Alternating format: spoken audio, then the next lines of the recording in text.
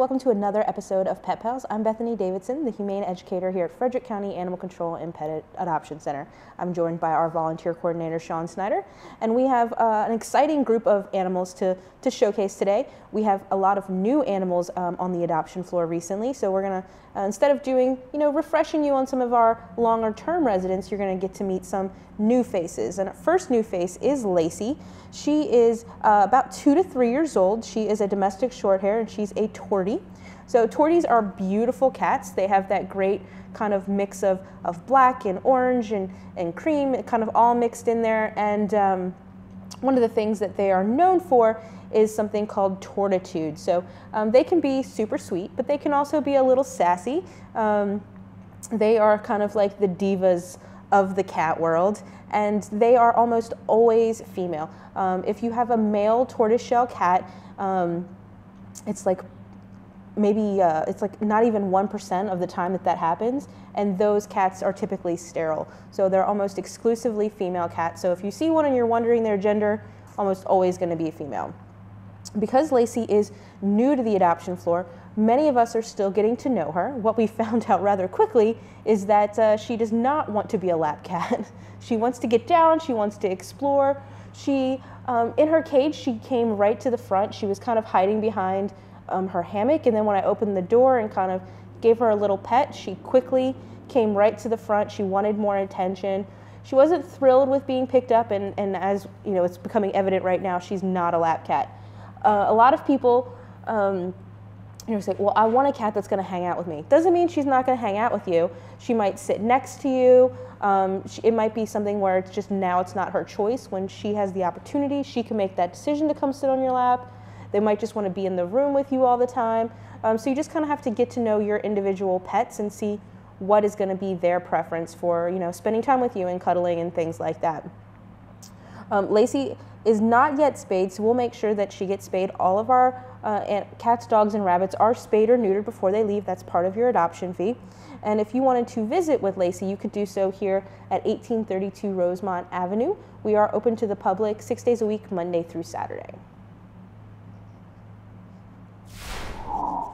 Our next guest is Hansel, and Hansel is about a year and a half old, and he came in with a little bit of a sad story. One morning the staff found a cat carrier out front and Hansel was in it.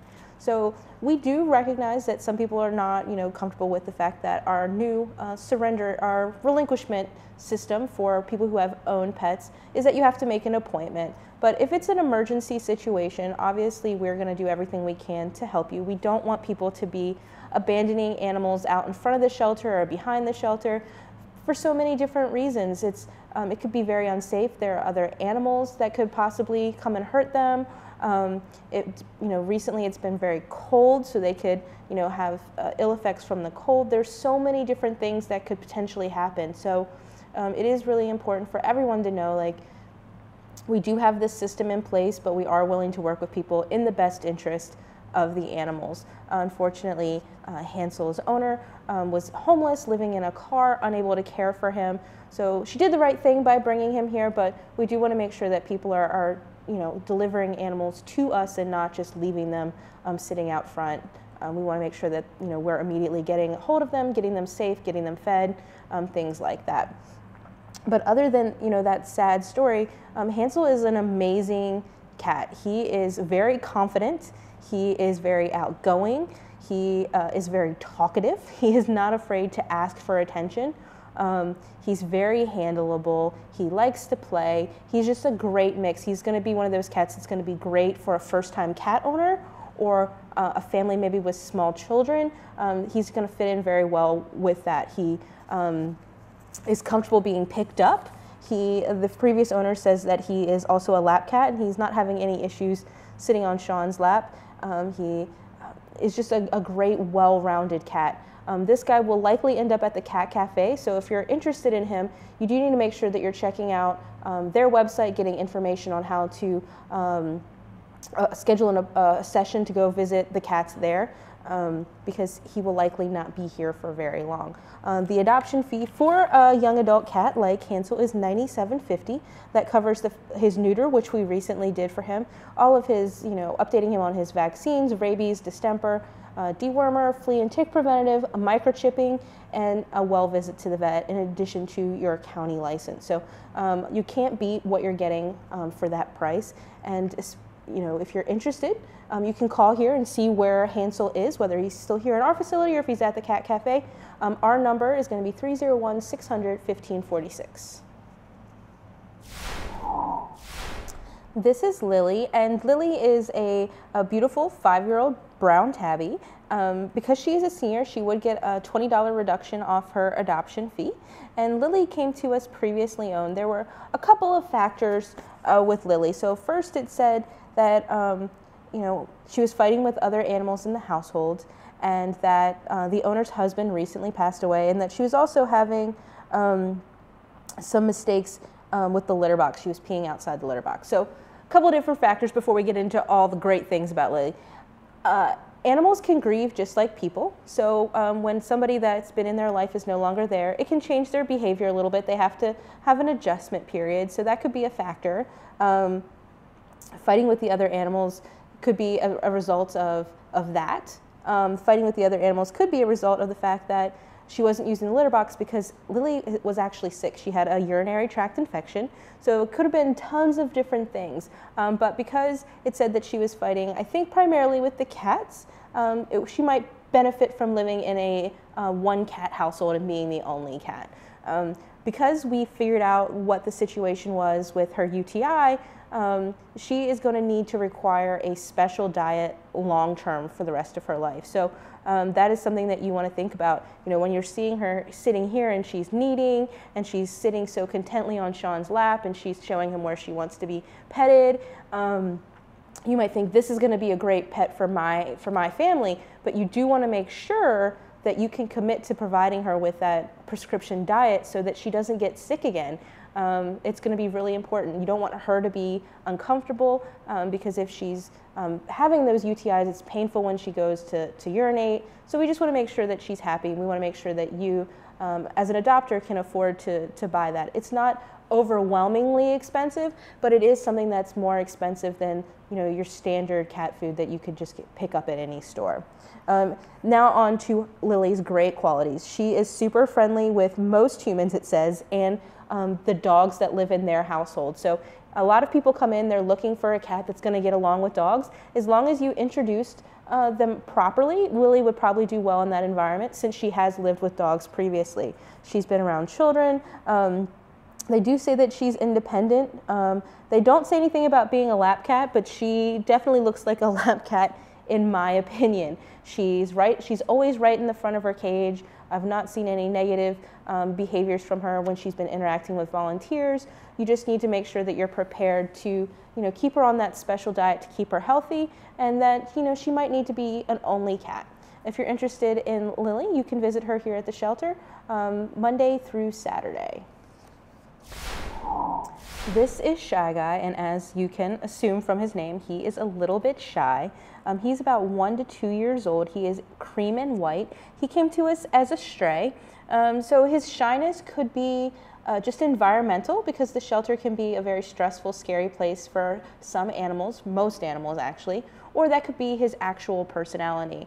Some of the time he's starting to settle in, so he does come to the cage more often, and where we can kind of gauge how he is in terms of feeling his level of comfort is by his ears. So cats that are really comfortable, their ears are more up and down, straight, and when cats are showing more signs of nervousness or anxiety, their ears start to kind of go down the side of their head. They're not straight up and down anymore. They start to move towards being flat. And then when they're super scared or terrified, then their ears are like really far flat against their head. So it's a good indicator. Sometimes you walk by and he still has his ears a little bit further spread out. Other times you walk in and his ears are more upright. So he is starting to adjust and get used to living in this environment.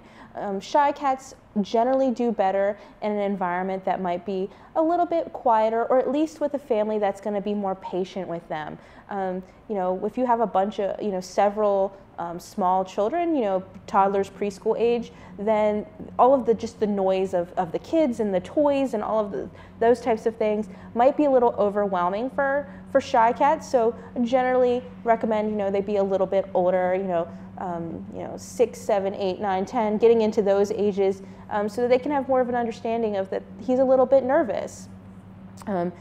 It could be, again, something that's purely environmental. When you get home, he could be the most outgoing cat in the world, but we want to prepare you for what to do in case he is a little bit shy. We do recommend that all the people who are adopting cats keep them isolated in one room for 10 days, so that will help them kind of get acclimated at a much slower pace that's a little bit more comfortable for these animals. If you're interested in Shy Guy, you can visit him here. Our visiting hours are Monday, Tuesday, and Friday from 10 to 5, Wednesday and Thursday from 12 to 8, and Saturday from 10 to 4. So we often like to kind of pick a theme when we're naming the animals that come in without names, and right now the theme is Super Mario Brothers. So some of the names may be a little unique, like this one. This is Thwomp. And he is about 1 to 2 years old. He's a brown tabby with white, and he came to us as a stray. He came in already neutered, so he might have been owned at some point. He's not ear tipped, so it wasn't like a community cat situation or anything like that. He is a very outgoing, very confident cat as well. He is almost always right at the front of his cage. Sometimes he's napping, but most of the time he's ready to get any attention that people are willing to offer to him. I've been getting cats out of the cages to bring out to the show, and he's been right at the front, letting me know that he's ready for some attention. He's a little bit jealous that all the cats around him are getting picked up and handled and getting lots of love, and he's just waiting. So he is definitely a cat that's going to want to be around the family. Would be, again, a pretty good starter cat in my opinion, especially if you have lots of kids who want to play with a cat. He would be down for that, I think, because he wants attention so frequently. He's going to love that there's tons of kids to give him that. As you can see, he's also interested in exploring. A lot of cats do really like attention, but they want it kind of on their terms. They don't want you to force them, like we often have to do here, to sit on their laps and things like that. They might prefer to sit next to you. They might prefer to be on the floor, and then you're playing with them on the floor. So you just have to get to know your individual cat, and it's really important to respect their boundaries and the things that they would prefer, because that's how everybody in the house stays happy. If you are interested in Thwomp, he is another cat that might eventually make his way over to the Cat Cafe. So you can check our website, our Facebook page, or you can give us a call at 301-600-1546 to kind of figure out where some of these cats are residing before you make the trip into the shelter. That's it for this portion of the show. After the break, we are going to introduce you to several more cats, and we actually have a new dog that went onto the adoption floor that we're going to introduce you to as well.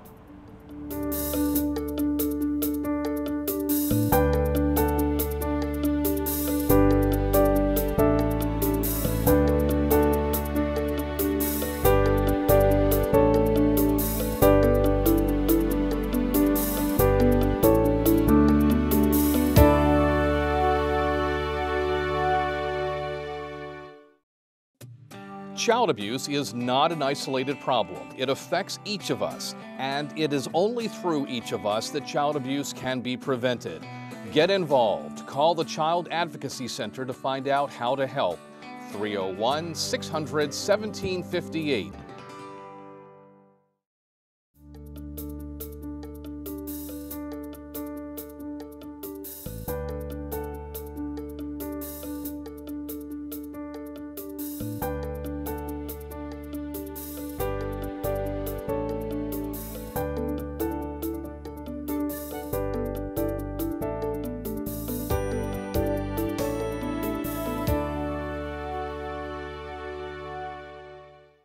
Welcome back.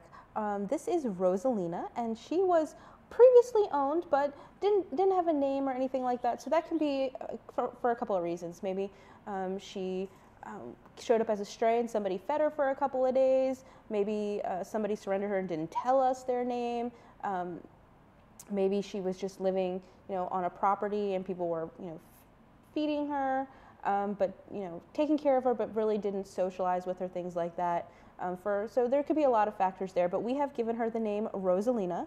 She is a beautiful Torbian white, and she has this very soft kind of fluffy fur, and she's got that nice round face. She's a beautiful cat. She is what we call a Torby, which means that she has similar coloring to the tortoiseshell cat. So there's like lots of blended in things. You can see that she has the browns and she has the oranges, but they also have the tabby cat stripes mixed in. They all have the same genetic marker, the calicos, the Torbies, and the Torties, so they are almost always female as well.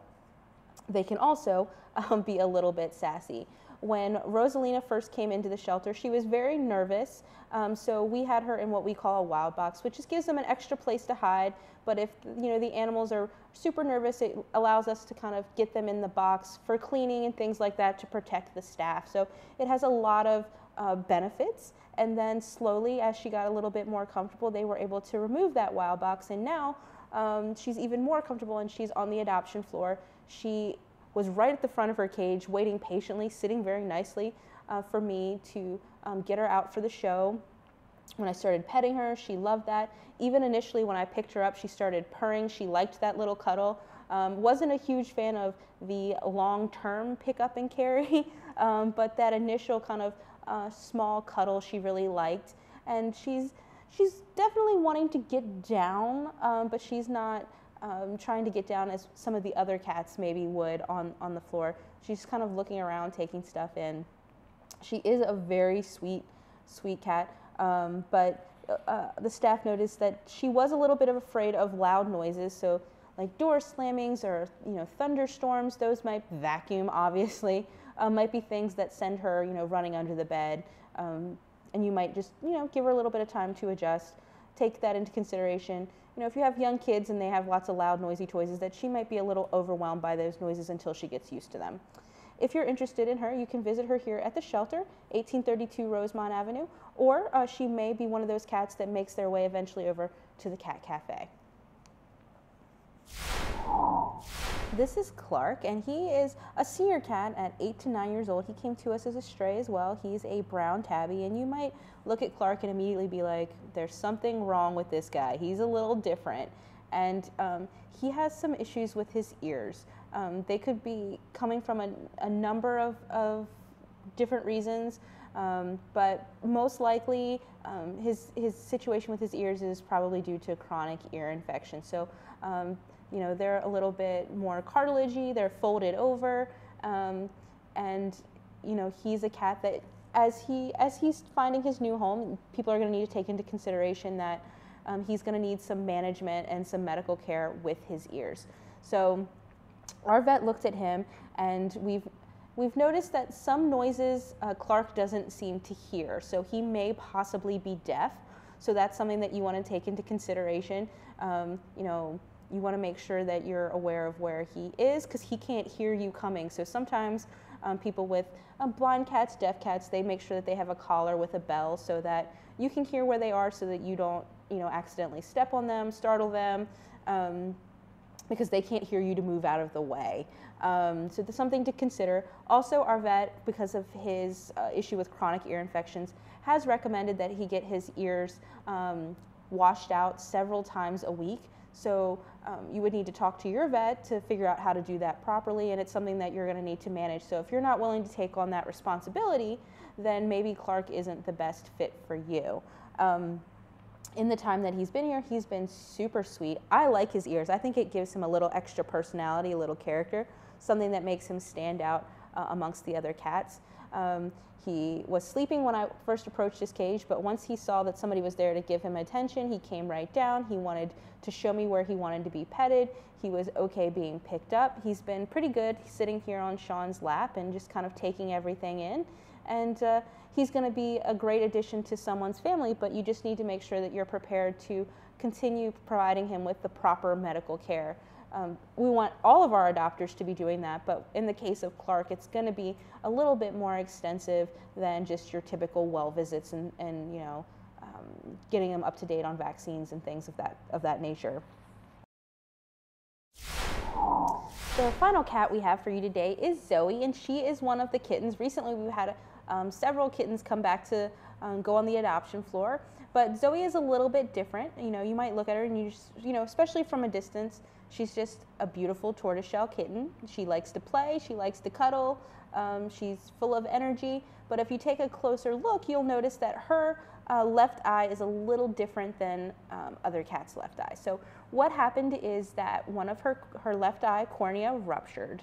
So she is blind in that eye. There's like some fluid that floats around in there, and it doesn't affect her at all. We get cats in with similar problems with their eyes all the time, and they live normal, happy, healthy lives. But it is important to understand that as Zoe gets older, she may ultimately need to have that eye removed. Right now it's not painful to her or anything like that, but it's going to need to be monitored, and it is something that you know, once she's a little bit older, your vet might choose to just not have to deal with it anymore and have it be removed. So I have a friend who has a one-eyed cat, and she loves her one-eyed cat. He does everything. He's an excellent mouse catcher, so it doesn't affect him, and it's not going to affect Zoe any. Because she is a kitten, a lot of people are looking for kittens. You want to make sure that you know, you're open to the fact that we do take 2 applications, so it's possible that you're not chosen. Doesn't mean that you are not going to be an approved adopter, or that you're not going to be able to, you know, we don't think that you're a good pet owner. But the fact of the matter is, right now we only have a few kittens, and everybody wants a kitten. So there are going to be some people who may have to wait until more kittens come in and reapply. Zoe was in foster care for a period of time, just to get her a little bit socialized, just to keep an eye on that eye, to make sure that it is healing properly and it's not going to have any ill effects. And we found out that she does well with other cats. She really enjoyed playing with the foster parents' older, larger cats. She likes mice toys, the laser pointer. So she's going to be a cat that's going to do well in a household with multiple cats. If you're interested in Zoe, you can stop in to visit with her. Our address is 1832 Rosemont Avenue. We haven't had many dogs, and we haven't had many new dogs come on the floor, but this is one of the first in quite a while. This is Nina, and she is an 8-month-old pit bull puppy. She is maybe one of the cutest dogs I've seen in a couple of weeks. She has those great floppy ears. She's got that great color. When you look at her, she just looks like she should feel incredibly soft. And then when you touch her, she is. She is a goofy, silly puppy. And because she's a puppy, she's going to need someone who's willing to work with her. Unfortunately, the family that she lived with did not have time to work with her, and that's why they surrendered her to us. They said they were unable to care for her and give her attention. She has lived with a variety of children from 7 to 16, so she is used to being around a lively household. There were 5 children in the household. They say that she's playful, energetic, friendly, that she walks on a leash, she's calm. She is a chewer, which a lot of dogs are. You just have to learn to channel that appropriately. They say that she is house trained as well as crate trained, and that she knows paw and sit. One of the things that she did mention, that the owners did mention, is that she is not socialized. They haven't provided her with any socialization with other dogs. However, when Sean walked her by some of the other dogs that are on the floor today, she didn't seem to have any issues. So it is something where she's going to need somebody to provide some basic reinforcers with those things. The previous owners did say that she is house trained, but she hasn't been keeping her kennel clean here. So it could be just because she understands it's a kennel and not a house, but we want everybody to understand that anytime you adopt a shelter or a rescue dog, you should be assuming that you're going to need to do some house training work. Even if they're perfectly house trained, they have to get used to your routine and your schedule and things like that. She's friendly and excited when you approach her kennel. She has no reaction or is favorably reacting to other dogs. She is a pit bull, so she's a strong dog. She likes to pull and things like that when she's walking on leash. No issues with food aggression, loves to be petted. She's just very sweet and jumpy, and so she just needs to learn, some basic manners. If you're interested in Nina, you can stop here and visit her. The address is 1832 Rosemont Avenue. Because she is a puppy, we will take up to 4 applications for her, and her adoption fee would be $150. Our final guest today is Kaya, and she is a return guest. And for whatever reason, unfortunately, adopters keep overlooking Kaya. She is a super sweet dog. She can be a little nervous at first, but once she warms up, she gets very friendly. As you can see, she knows sit and she knows paw, which is kind of, in her world, more of a high five. She takes treats very nicely. She does pull a little bit on a leash, but with a harness, that would probably improve. She has a lot of great qualities. But she just is a little nervous, and so for whatever reason, when adopters come through, they're overlooking her.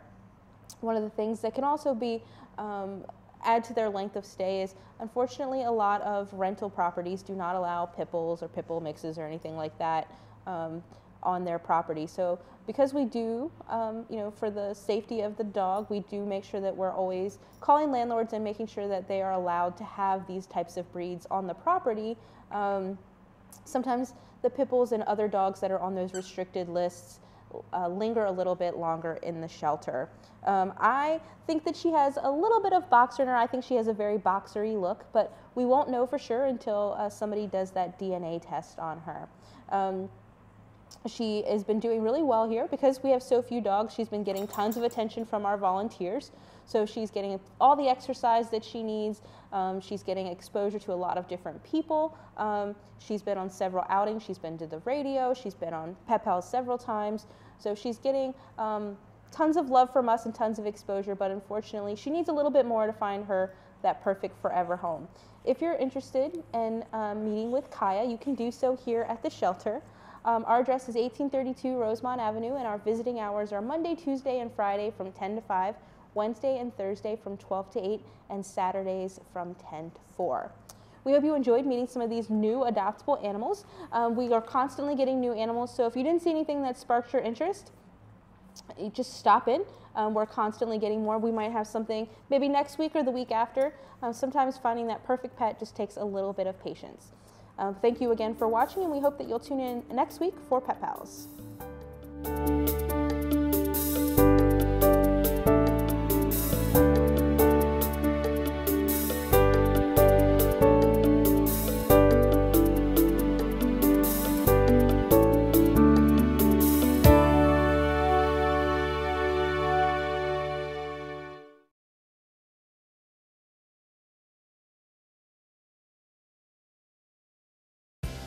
Hi, I'm Tracy, and this is Catherine.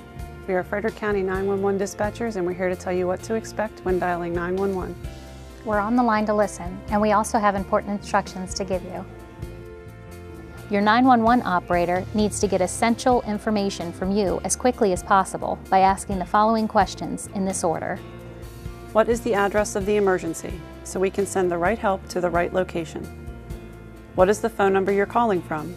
If the line disconnects, we may need to call you back. What is your name so we can address you properly? And tell me exactly what happened. Asking these questions allows operators to start dispatch to emergencies quickly. Your 911 operator is often working closely with one or more dispatchers, obtaining important information which is relayed to responders who are on the way to your location while you are still on the phone. This process is repeated on each call to ensure responders get to each emergency as quickly and safely as possible with the right information to provide the best service they can.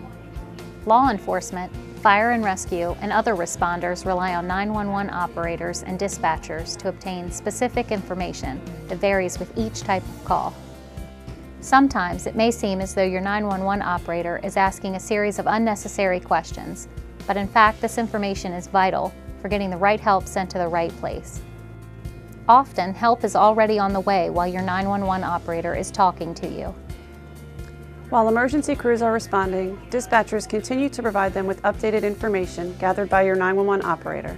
Also, your 911 operator may be able to provide you with important life-saving direction, from how to safely exit a building on fire to CPR instruction, providing important information for staying safe and out of danger during a vehicle accident, as well as helping a caller deliver a baby. For more information, visit frederickcountymd.gov/911 or call the non-emergency number at 301-600-1603.